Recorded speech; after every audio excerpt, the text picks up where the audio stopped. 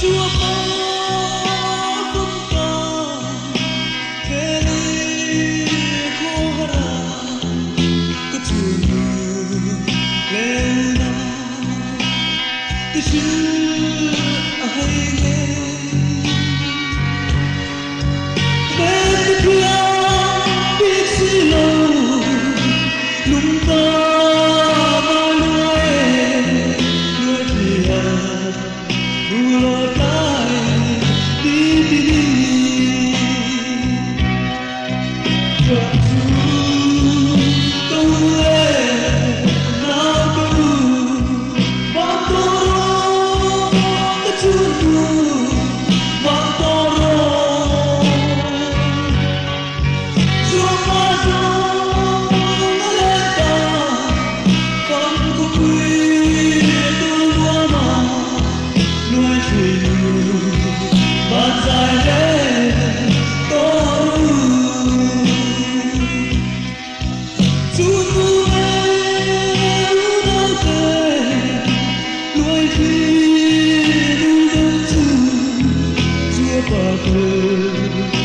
lòng Chúa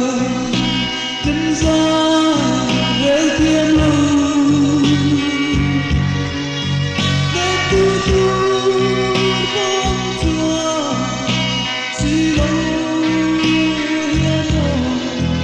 Chúa ngồi đuôi ca đu lên chi Phật Chúa câu lên